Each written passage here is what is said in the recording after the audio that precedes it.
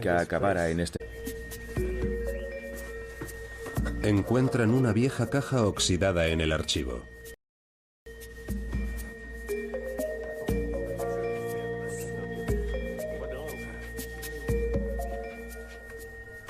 Venga, adelante.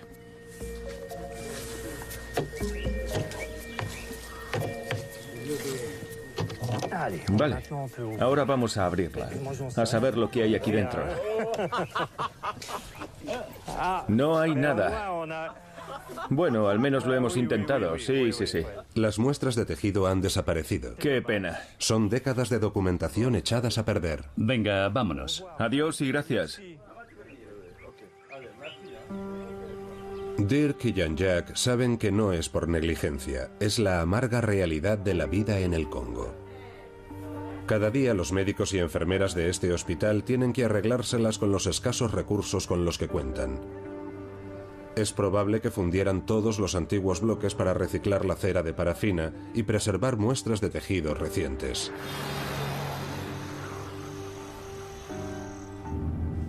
Puede que los éxitos que cosecharon al principio fueran solo la suerte del principiante. Dirk debe contemplar la posibilidad de no encontrar nunca las muestras antiguas que está buscando.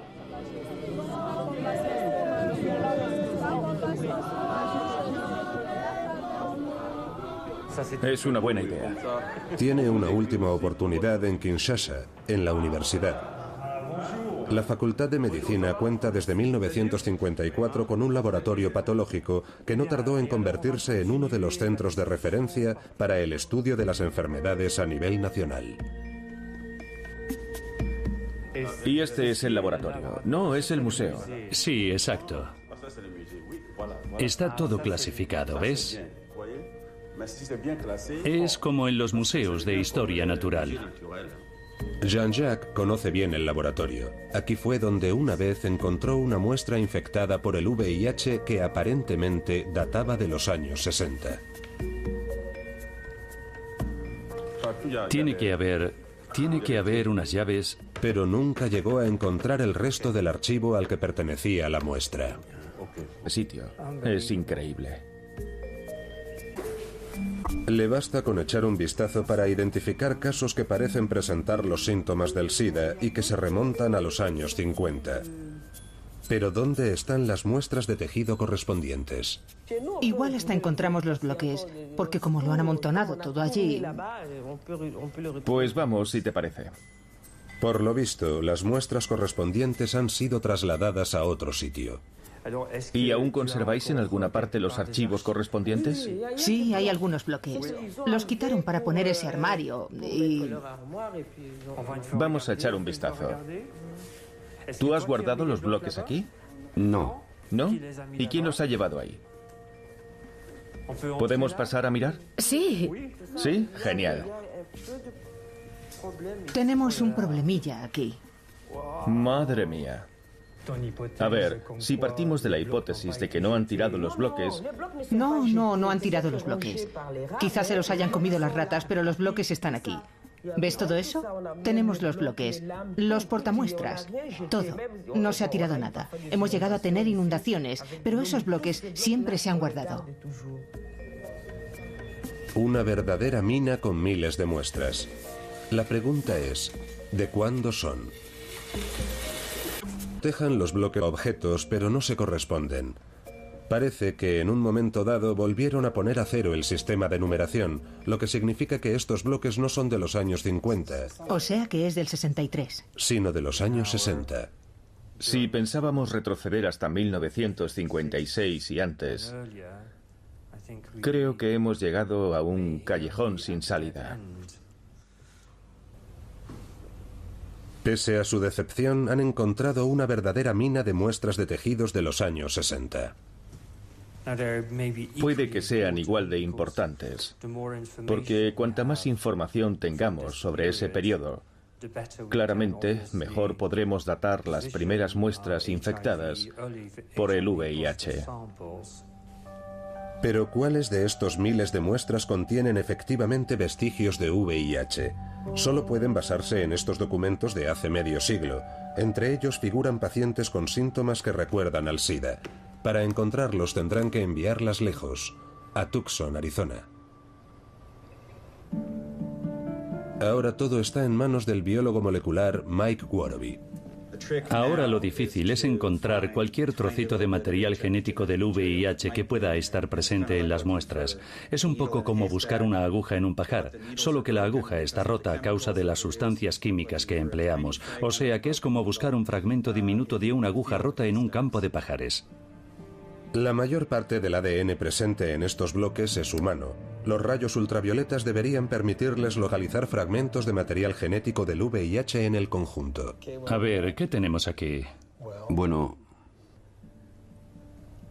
tenemos un poquito aquí que tiene buena pinta. Aquí, aquí. Y estas dos franjas también prometen. La firma genética de una muestra antigua de VIH. Una cepa del virus de hace 50 años. Para Mike, es como observar un fósil.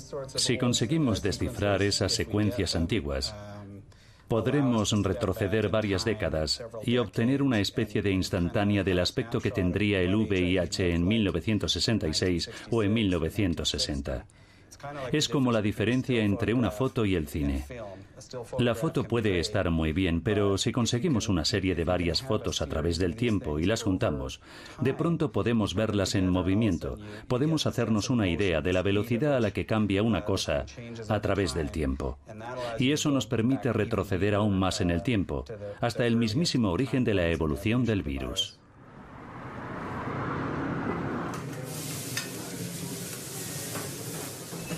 Dos de huevos revueltos con bacon, por favor. Tras meses de trabajo concienzudo en el laboratorio, Mike tiene noticias para Dirk. Aún quedan miles de muestras por analizar, pero los datos preliminares ya están permitiendo reescribir la historia perdida del SIDA. Gracias. Gracias. Que aproveche. Que aproveche. Creo que estas muestras de los años 60 nos van a dar muchas alegrías. Déjame enseñarte una cosa. Tenemos varias que han dado positivo. Mike ha identificado el VIH en 3 muestras de los años 60. Y por primera vez, Mike ha sido capaz de describir el código genético entero de un virus antiguo, no solo fragmentos. Es otra prueba de que en los años 60 ya se había declarado una epidemia en Kinshasa. Hemos llegado a ese punto. Cuando empezamos con esto, mucha gente pensaba que lo más probable era que no encontráramos ninguna muestra infectada. Sin embargo, ahora resulta que tenemos por lo menos 3 de aquel periodo. Y es como una instantánea de la Kinshasa de los años 50 y 60, donde la epidemia ya estaba bastante madura. 1960 habría sido un año de celebraciones en el Congo.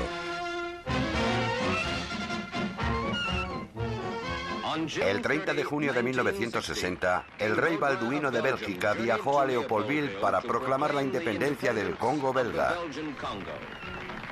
Pero a la sombra de las celebraciones, el virus ya se está extendiendo. Si se han podido encontrar 3 muestras infectadas por el VIH, quiere decir que tuvo que haber cientos, quizá miles de casos no diagnosticados en toda la capital. Pero su alegría no duró mucho. Con la independencia llegó el caos. Estalló una guerra civil, cerraron los hospitales y los soldados campaban a sus anchas en todo el territorio. La guerra y la inestabilidad son el entorno ideal para el VIH. Al pasar desapercibido, el virus puede extenderse cada vez más.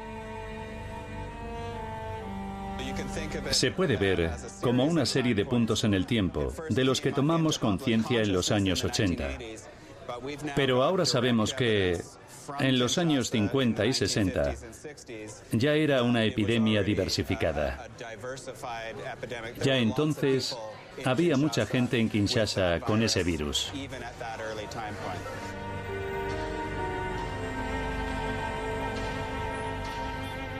Las pandemias tardan en declararse.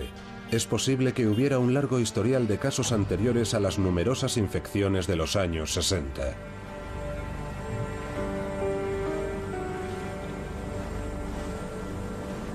Pero ¿dónde estaba el virus antes de llegar a Kinshasa? Dirk ha viajado a Filadelfia para reunirse con una investigadora que estudia la forma en que las enfermedades emergentes se transmiten a las poblaciones humanas. La viróloga Beatrice Hahn lleva décadas intentando descubrir dónde nació exactamente el VIH. Quisimos volver al origen de todo para comprender lo que pasó. Para ello me propuse caracterizar las huellas dactilares moleculares del virus. Una forma de hacerlo es comparándolo y contrastándolo con sus parientes más cercanos. Y desde un principio estaba claro que estos parientes son los virus que infectan a los primates. De hecho, uno de los primeros virus que aislamos era de un chimpancé cautivo. En el África rural, la población caza monos y chimpancés para comérselos. Lo que nadie sabía es que los simios tienen su propia y letal versión del SIDA causada por un virus muy similar a la cepa humana. Basta con que resbale el cuchillo y una gota de sangre entre en contacto con una herida para que el asesino salte del mono al hombre. Pero ¿dónde pudo producirse ese contagio accidental? Hay chimpancés en las selvas vírgenes de África Occidental y Central, al norte del río Congo. El equipo de Beatrice Hahn lleva décadas examinando este apartado rincón del planeta en busca de pruebas que mandar a su laboratorio.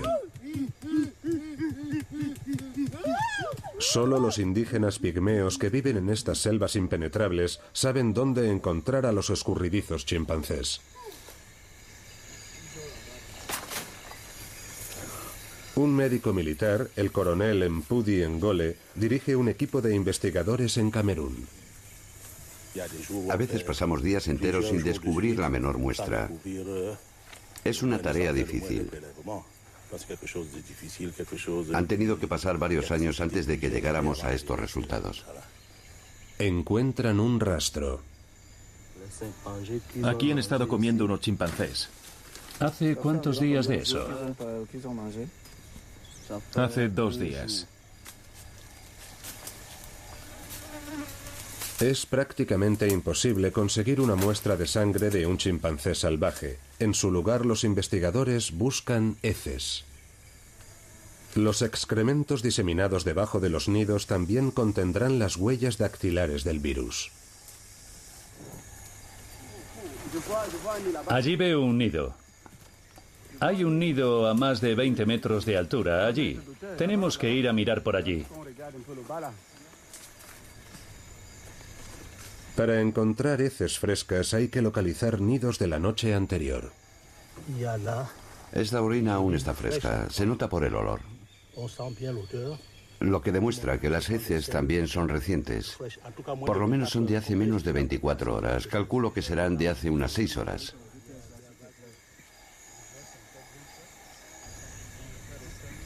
Los investigadores guardan los excrementos en un líquido especial para preservar los materiales virales. Apuntan las coordenadas del lugar donde fueron hallados los excrementos.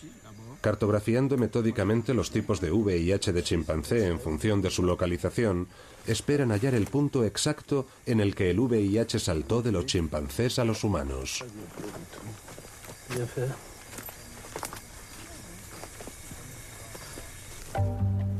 De vuelta en Filadelfia, analizan miles de muestras de heces recogidas sobre el terreno. ¿Estarán infectadas por un virus similar al VIH? Y de ser así, ¿en qué se parece el código genético del virus a su variante humana? Cuanto más se parezcan ambos perfiles genéticos, más cerca nos hallaremos de la zona cero del virus.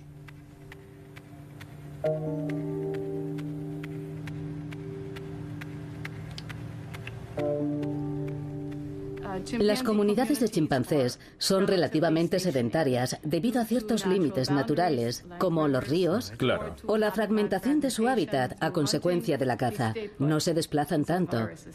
O sea que los virus también se desplazan poco.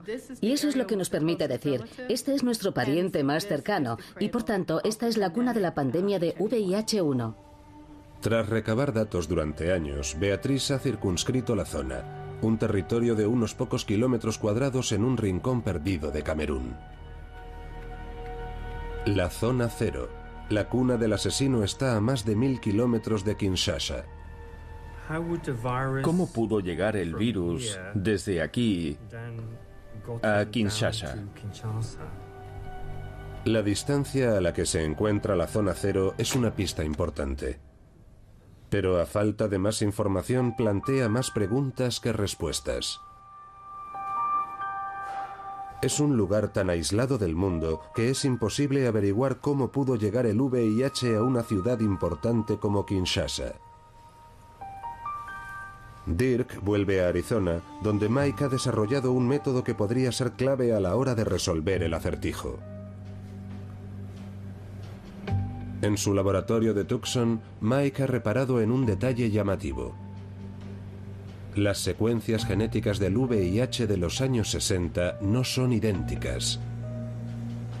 Esto quiere decir que el asesino ya había tenido tiempo de mutar en diferentes cepas, o sea que la pandemia comenzó mucho antes de 1960. Ojalá podamos obtener más secuencias como esta y extrapolarlas analizando los datos. Desde siempre Mike ha ido al desierto de Tucson en busca de inspiración. Según él, la forma de los cactus es una buena metáfora para comprender el origen del VIH. Si nos fijamos en un cactus y queremos saber qué edad tiene, no hay una forma inmediata de saberlo. Pero si tuviéramos una foto de cómo era hace 10 años, podríamos hacer una comparación y calcular la velocidad de crecimiento de sus ramas en esos 10 años. Si, por ejemplo, el cactus crece entre 15 y 20 centímetros al año, podemos hacer una extrapolación y concluir que el cactus tiene probablemente unos 120 años. En el caso del VIH, pongamos que estas 4 ramas son las muestras de los años 60 y la más larga es una muestra más reciente de 2013. La diferencia de altitud nos da una idea de la velocidad a la que crecen. Suponiendo que la velocidad no haya variado, podemos descender por el tronco del cactus y calcular cuándo germinó. 1908. Es el año en el que Mike calcula que se originó el VIH. El SIDA tiene, pues, más de 100 años. Este hallazgo nos obliga a reescribir todo cuanto creíamos saber sobre esta pandemia. Debemos remontarnos tan lejos en el tiempo que será preciso un meticuloso examen histórico para intentar comprender esa fecha. 1908, el año en el que las atrocidades del Congo del rey Leopoldo culminaron en un sonado escándalo. El país llevaba décadas traumatizado por la brutalidad. Ese caos es el caldo de cultivo ideal para un virus como el VIH. Pero tiene lugar un curioso giro. La zona cero del VIH se encuentra más al norte, en territorio francés. En 1908, cuando Leopoldo se vio obligado a ceder su colonia privada al pueblo belga, Francia había ocupado un vasto territorio al norte del río Congo, el Congo francés. El VIH debió de extenderse río abajo a partir de su punto de origen en dirección a Kinshasa.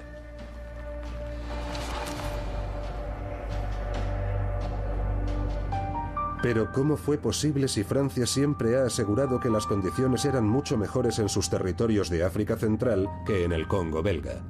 Para averiguarlo, Dirk se dirige a París para reunirse con una experta en la cuestión, la historiadora Catherine Cockry-Bidrovich.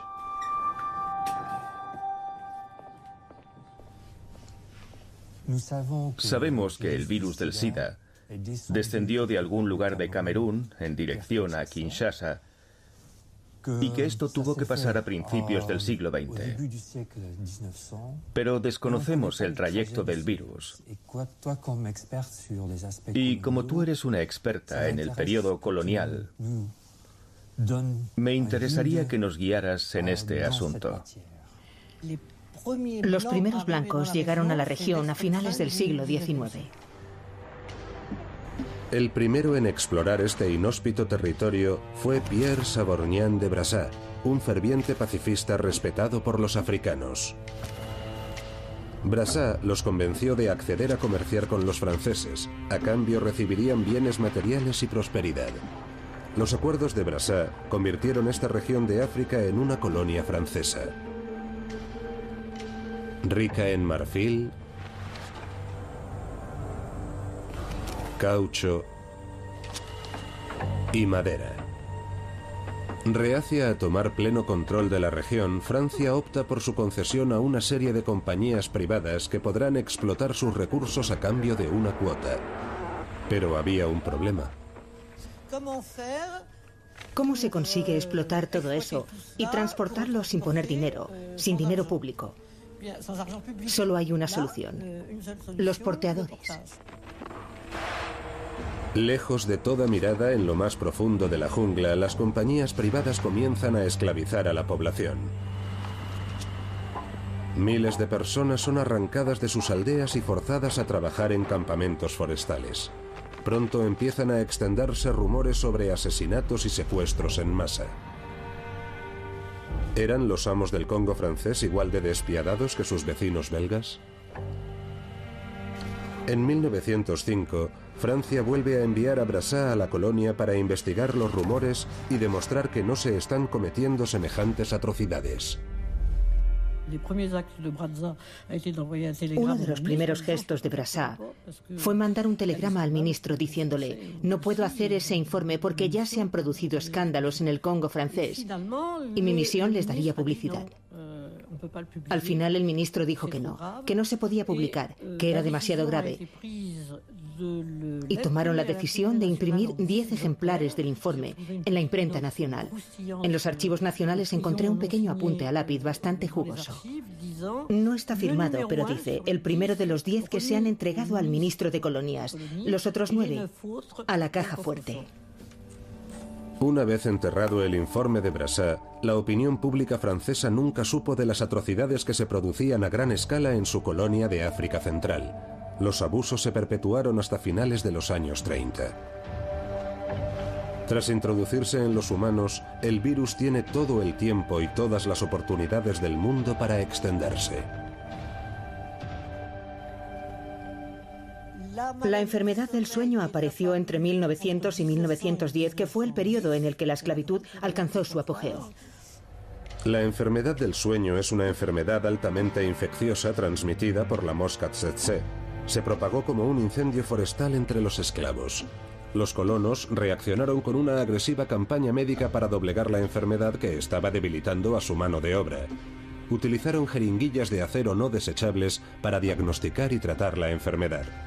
Pueden llegar a tratar hasta a 9.000 personas de una sentada sin esterilizar las agujas. Basta con que uno solo de estos trabajadores sea portador del VIH para que el virus se contagie a un sinfín de compañeros. A continuación, el VIH aprovecha otra plaga, una enfermedad de transmisión sexual importada por los europeos para propagarse.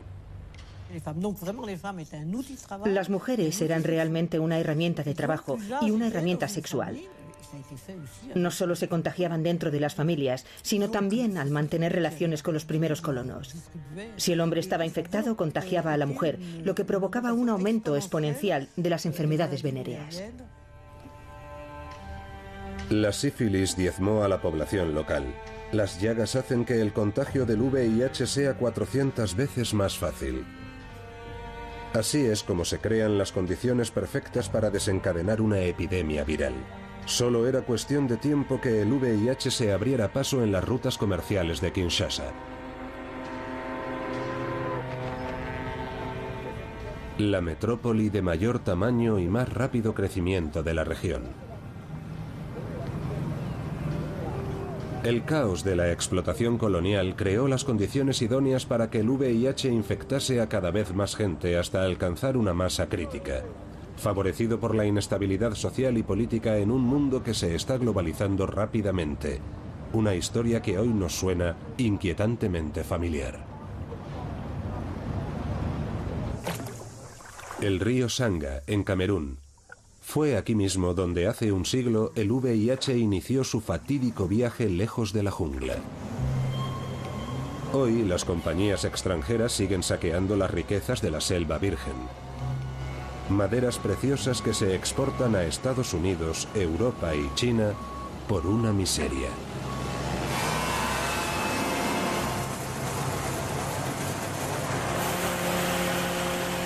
Miles de trabajadores se trasladan a ciudades lejanas con la esperanza de ganar el suficiente dinero como para mantener a sus familias. Los camioneros son los porteadores de la era moderna. El trayecto hasta la costa es un peligroso viaje de más de 1000 kilómetros. Es una existencia solitaria que gira en torno a las necesidades y las oportunidades.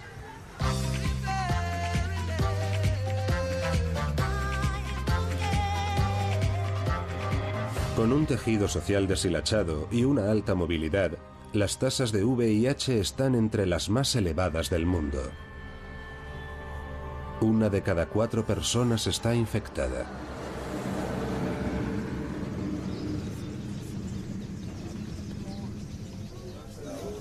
Pero la pregunta es, ¿cabe la posibilidad de que otro virus se introduzca en la sangre de la población y comience una nueva epidemia?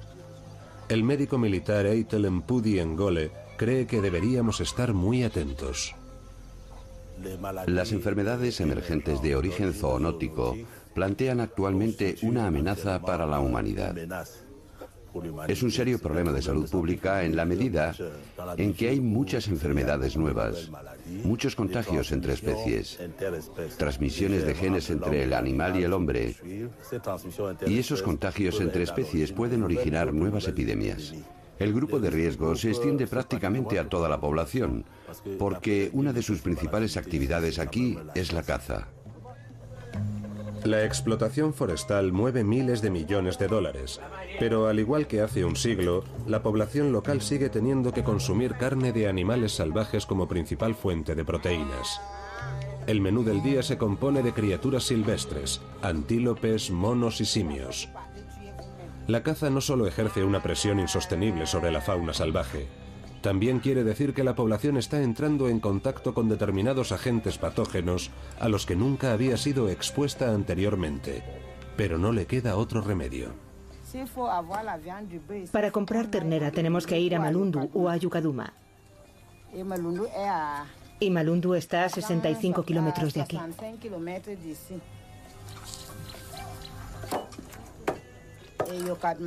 Y Yucaduma está a 165 kilómetros. O sea que la carne más fácil de conseguir es la carne de los animales salvajes. Lo mismo que pasó con el SIDA. Una gota de sangre, un resbalón del cuchillo y otro virus que salta de un animal al hombre. Según algunos estudios recientes, hasta el 10% de esta gente podría presentar en su sangre virus nunca detectados en el ser humano. Podríamos estar ante el comienzo de la próxima pandemia. Hay que comprender lo que le hacemos a la naturaleza y cuáles son los resultados y las consecuencias de nuestras acciones. Uno de esos aspectos es que estamos abriendo nuevos nichos, nuevas vías y formas de exponernos a determinados agentes patógenos a los que no estábamos expuestos antes. Hace 100 años, el VIH aprovechó el caos del colonialismo para abrirse paso. Gracias a nuestra negligencia y nuestro racismo, pasó desapercibido y de esta forma pudo propagarse masivamente. Y cuando por fin despertamos en los años 80, no supimos reaccionar a tiempo por culpa de la homofobia. Hemos perdido muchísimo tiempo en la lucha contra el SIDA. Podríamos haber hecho muchísimo más si hubiéramos reconocido desde un principio que teníamos un problema. Si en los años 80, cuando empezó la epidemia, hubiéramos realizado un gran esfuerzo conjunto a escala global, incluso sin los fármacos, podríamos haber salvado millones de vidas.